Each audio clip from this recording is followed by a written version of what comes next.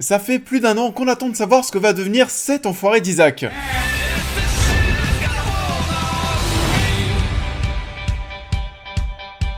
Bonjour à tous, j'espère que vous allez bien. On se retrouve en ce dimanche matin pour parler du retour de Sex Education. On avait déjà parlé de la saison 2 sur la chaîne, c'est une série que j'aime beaucoup et que j'avais très hâte de retrouver. Donc oui, Sex Education saison 3, on en parle. Sex Education est de retour en cette fin de semaine pour une saison 3 sur Netflix et est composée de 8 épisodes. Nous allons retrouver Otis et Maeve dont l'éloignement se fait de plus en plus ressentir. Un éloignement dû en partie au fait qu'Isaac a supprimé un message vocal d'Otis sur le téléphone de Maeve, un message dans lequel il lui avouait ses sentiments. Donc ouais, comme je le disais, je le répète, Sex Education c'est une série que j'aime beaucoup. J'avais un petit peu peur au tout départ lorsque la série est arrivée sur Netflix. On voyait qu'on allait parler de sexe et de manière assez ouverte sur quelque chose d'assez accessible.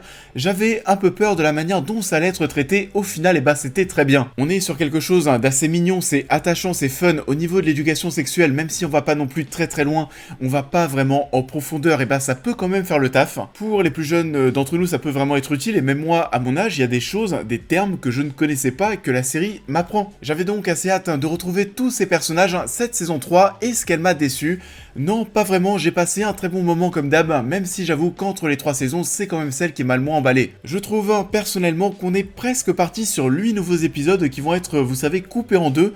Il y a pas mal de bonnes choses dans cette première partie de saison, et ensuite des choses qui vont un petit peu se perdre, c'est s'éparpiller dans tous les sens dans la deuxième partie de saison. Ça va se renouveler un petit peu, on a un nouveau proviseur dans cette école, de nouveaux enjeux qui vont se mettre en place. On va retrouver encore une fois des choses traitées plus ou moins en profondeur niveau sexualité, tout est ok, sauf que beaucoup de choses vont disparaître au fur et à mesure. Ça va être de plus en plus les chaises musicales de l'amour, sauf que Sex Education ce n'est pas que ça.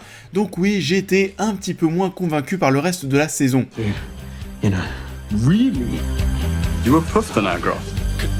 There is a battle happening for the sexual health of our teenagers.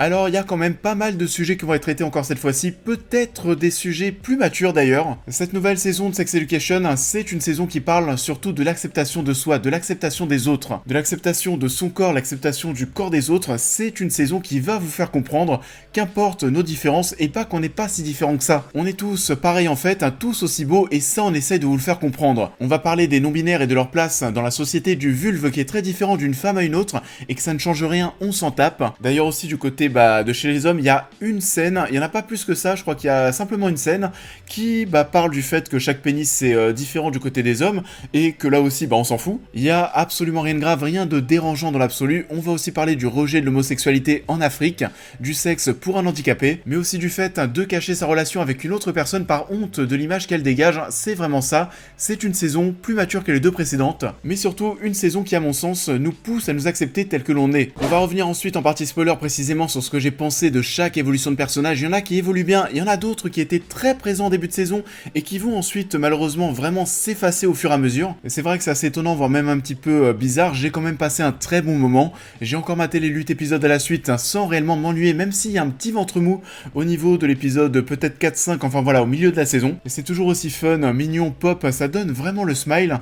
Il y a aussi des parties chantées dans cette saison 3, je me rappelle plus s'il y en avait d'autres dans la saison 2 ou une.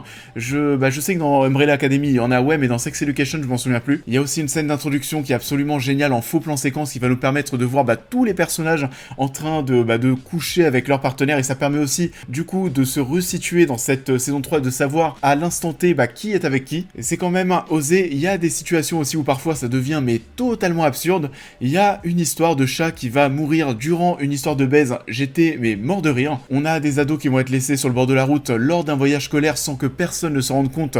Durant ce voyage scolaire, on a aussi 2 personnes qui n'arrêtent pas de coucher ensemble, qu'importe l'endroit. C'est n'importe quoi. Mais je me surprends toujours à bien rigoler devant Sex Education, donc ouais, j'ai passé un bon moment encore une fois. I will get Mordell back on track. What is that? It's my shame sign. Sex will ruin your life. Vous l'avez donc compris, j'ai globalement apprécié cette saison 3 de Sex Education. C'est toujours autant réjouissant, provoquant sans jamais tomber dans l'ultra too much. On pourra regretter par contre une seconde partie de saison beaucoup plus bordélique, on va bien entendu en parler dans cette partie spoiler. Et attention à ne pas faire trop de saisons supplémentaires parce que ça va forcément finir par tourner en rond. Et en plus de ça, les acteurs grandissent, ça deviendra pas trop crédible. Et ça en est tout pour cette partie sans spoiler. Pour ceux qui vont nous quitter, n'oubliez pas de liker et de partager la vidéo, de vous abonner, de me suivre sur l'intégralité de mes réseaux sociaux, l'autocritique arrive et on va revenir dans cette partie spoiler sur les personnages, sur leur évolution et expliquer pourquoi je pense que le tout devient de plus en plus bordélique. On spoil. There is a battle happening for the sexual health of our teenagers. Du coup, pas mal de déceptions à partir de maintenant. On va revenir sur l'intégralité des personnages, du moins quasiment l'intégralité. Alors, il y a pas mal de choses qui m'ont déçu. Déjà, dans un premier temps, on va parler certainement de Ruby. J'ai adoré la relation Ruby-Otis qu'on a au début de saison, même si t'y crois à peine vu comment les deux sont opposés. À aucun moment tu te dis que les deux, que ça peut coller, même si oui, on t'explique vraiment qu'à la base, c'est vraiment sexuel. Mais alors Ruby qui a des sentiments pour lui, ça sort vraiment de nulle part et ça t'y crois pas du tout. Ça fait partie de l'absurdité de la série, des choses qui sont mignonnes. Mais voilà, Ruby, moi ce qui m'a déçu, c'est qu'elle va vraiment disparaître à partir de l'épisode, je sais pas, l'épisode 4, à partir du moment en fait où elle va dire à Otis qu'elle est amoureuse de lui, alors qu'en plus c'est à ce moment-là qu'on en apprenait de plus en plus et qu'on voyait vraiment son vrai visage. C'est une fille à l'origine qui est absolument détestable, enfin bon, personnellement c'est tout ce que je déteste chez une fille en termes de personnalité. Pourtant, on découvre petit à petit ce qui se cache derrière tout ça. On en apprend bien plus sur elle, on rentre dans son intimité en allant chez elle, et puis ensuite, plus rien, c'est dommage. Parce que il fallait remettre en avant le duo Otis et Maeve, qui là aussi revient d'absolument nulle part. La relation Otis-Maeve, là aussi j'étais un petit peu déçu, c'est très très froid, et même lorsqu'ils vont se retrouver, on a cette sensation que ce n'est pas naturel. Elle, de son côté, elle est en train de faire ses bails avec Isaac, il a quand même réussi à l'avoir, ce salaud.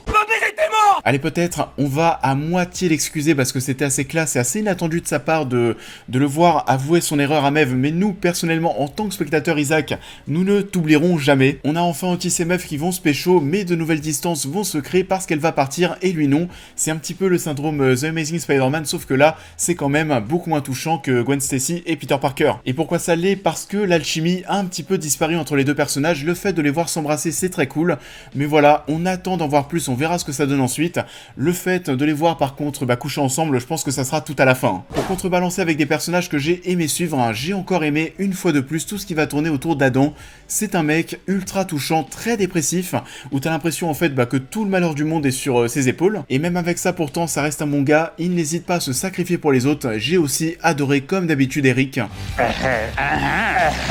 Je pense même que toute série originale Netflix, c'est un des personnages que j'aime le plus suivre. Il sourit tout le temps, j'adore son sourire, il est ultra communicatif. J'aime aussi toutes les problématiques qui vont se créer autour de son homosexualité, toute la séquence au Nigeria, le fait de voir malheureusement que les homosexuels se cachent encore et toujours là-bas. C'est un grand oui, encore une fois le concernant, il est rempli de passion, j'aime le retrouver. Je pensais pas aussi, mais Mr. Groff en tant qu'évolution de personnage, c'était plutôt cool. Au départ de la saison, je comprenais pas trop ce qu'on allait faire avec lui, j'avais l'impression qu'on n'arrivait pas à tourner la page, et finalement, on suit vraiment cette personne qui tente de remonter la pente, alors qu'il a l'impression d'avoir totalement raté sa vie, c'est assez touchant. Le personnage d'Amy m'a surtout marqué pour ses histoires de vulve, même si là, comme souvent dans Sex Education, on survole un poil le sujet, c'est dommage. Et puis on va la voir revenir à l'école avec ses gâteaux en forme de vagin, et puis ensuite voilà, c'est bon, c'est accepté. C'est un peu dommage, hop, à chaque fois, on passe au sujet suivant.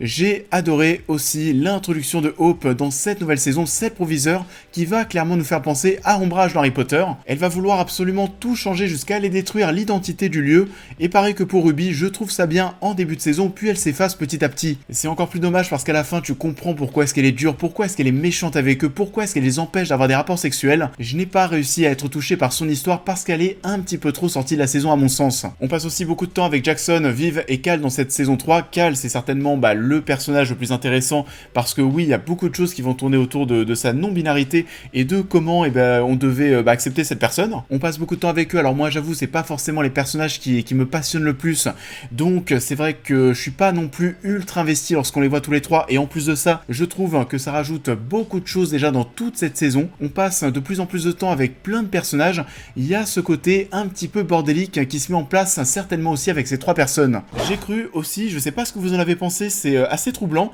j'ai cru que la mère d'Otis allait y passer lors de son accouchement. Alors oui, il y a cette thématique qui se met en place, le fait d'être enceinte lorsqu'on commence à être un petit peu âgé. Sex Education, ça reste quelque chose qui doit quand même rester fun, donc j'ai eu des doutes. doute, mais j'avoue que c'était plutôt bien mis en scène parce que j'ai vraiment flippé. Puis on a d'autres étudiants clairement qui vont être plus mis de côté comme Raïm par exemple. Ola et Lily, j'avoue qu'elle m'intéresse beaucoup moins de même. On verra ce que ça donnera par la suite, mais en tout cas voilà, ça semble assez clair. J'ai quand même été assez mi-figue mi-raisin concernant l'intégralité du cast, et ça c'est à l'image de la saison. À mon sens, on a une première moitié qui est cool, l'autre qui va être malheureusement bien plus discutable. Ça en est tout pour cette critique, j'espère qu'elle vous aura plu comme d'habitude. Je vous invite à la liker, à la partager, à me dire en commentaire ce que vous avez pensé de l'œuvre en question, à me suivre sur l'intégralité de mes réseaux sociaux pour plus de news et réactions à l'actualité, mais aussi à devenir membre soutien si vous souhaitez soutenir mon travail, et on va se retrouver très vite sur la chaîne pour cette prochaine critique. Police. Did you ask her to lie? I'm trying to get my little girl out of jail. That's all I give a damn about. You sound very American right now. Good, I am. Yeah, and you're also a stranger here. On va donc se retrouver en milieu de semaine pour parler de nouveau de cinéma d'actualité. Il y a peut-être moyen, parce qu'on va partir sur 2 semaines cinéma-série qui vont être un petit peu moins faux-folles en termes d'actu, il y a peut-être moyen qu'on rattrape Jungle Cruise. J'ai encore quelques cinémas à côté de chez moi qui le diffusent, on verra ce que ça donne. En attendant, je vous souhaite à tous un très bon dimanche et je vous dis à très vite.